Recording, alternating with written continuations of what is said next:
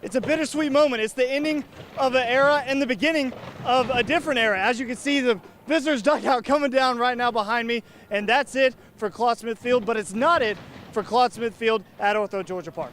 Ted Williams once said the hardest thing to do in baseball is to take a round ball and hit it with a round bat squarely.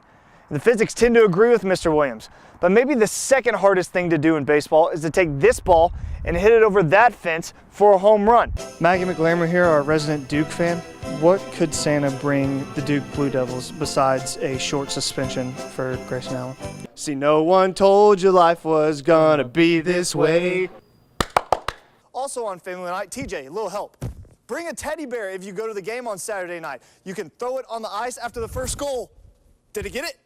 I got it. You can throw it on the ice. Well, we expected him to go top 3 or even top 5, but number 11 ain't too bad either. Kyle Lewis going 11th overall to the Seattle Mariners. Well, an upset just wasn't in the cards today for the Georgia Bulldogs. They fall to the 14th ranked Florida Gators here in Jacksonville, 24-10. I bet you're asking yourself, why is Mason wearing that dope hockey sweater on air? Well, it's because you're getting a first look at what the Mayhem will be wearing on Saturday night. That's right, even Louisiana Lafayette won't get overlooked by Kirby Smart. After their best win of the season against number 9 Auburn last week, the Dogs are riding high. One of the biggest knocks on the college football playoff is that it makes all the other bowl games seem meaningless. You either make it to the Final Four or your season is a failure. But a lot of teams don't buy into that mantra, especially not Kirby Smart's Bulldogs. Hello, it's me. I was wondering if after all these years, after all these weeks, dang it, I messed it up, all these weeks you'd like to meet to go over everything in case you've forgotten how it felt to have Luke and I at this screen. October is Breast Cancer Awareness Month. Players across the nation in high school, college, and the pros put on their pink to help raise awareness for the disease. One of those players, Mercer center Kirby Southard. I'm just trying to do my part and get some awareness out there and show people I'm supporting what people are going through. But the pink is more than just a fashion statement for the senior. I had cancer in 6th grade, and then I had a couple surgeries to get that out. I think it had been 36 stitches, I think, of what it was, and when it came down to it, trying to get that all removed. And then I think my mom was my freshman and sophomore year, and then some other stuff going throughout. Not only has Southard had to battle cancer himself, but also his mother, Missy, not once, but twice. Missy was diagnosed with skin cancer in 2013 and then ovarian cancer in 2014. I mean, I definitely had some stuff going on in my family. You know, my mom's never had breast cancer, but she's had cancer, and I've had some cancer as well, you know, and I'm just trying to do my part and get some awareness out there and show people I'm supporting what people are going through.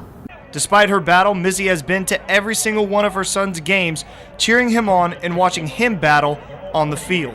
Absolutely. It's definitely special to have them behind me and have her behind me, and no matter what she's going through and no matter what she has going on in life, I love her so much for that, and I love both my parents for coming to every single game and supporting me, win, loss, thick or thin.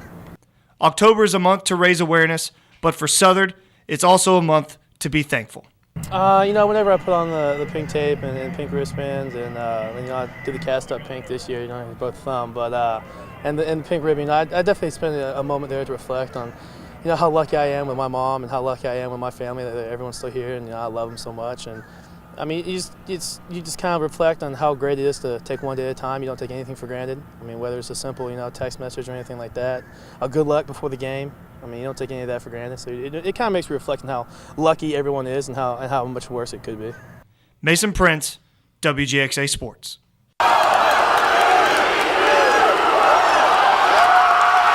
Every year, a team starts with a simple goal. Simple, yet the most difficult. To win a championship. For the Macon Mayhem, that goal was achieved last night at the Macon Centraplex. In only their second season of existence, the Mayhem are champions, and head coach Kevin Kerr knew they had the potential from the beginning. There was high expectations, and I knew we had the opportunity to win a championship with the team that we had, and they gutted and battled all year long and faced adversity. That's line number 1, back to Macon, let's go! At this time last year, the Mayhem's season ended in the first round at the hands of the Peoria Rivermen in only 2 games. What a difference a year makes. This time, it's the Blue Sweaters who sweep the Rivermen. You know, it feels great. It's what we live for. You know, I got a great group of guys, and I wouldn't want to do it with any other group. Anyone who knows anything about hockey will tell you that when you have a hot goaltender, you're going to be a tough team to beat. Mayhem goalie Jordan Ruby proved that to be true, saving 64 of 66 shots in the series to win the Finals MVP trophy. It was a great finish. We played a great third period. When we're defending the league, that clock feels like it's going slow as molasses. But I was really proud of the boys. They played amazing last 20 minutes. Dennis Sicard, the heartbeat of this Mayhem team, fittingly opened up the scoring with a goal in the first period, his third of the playoffs and perhaps the last one of the 31-year-old's career. I don't know. I don't like to say things like that, but you know what? I still want to play as long as I can, so that's all I got to say about that. But I would love to do it again with these guys. The team said all season long that they were going to make history.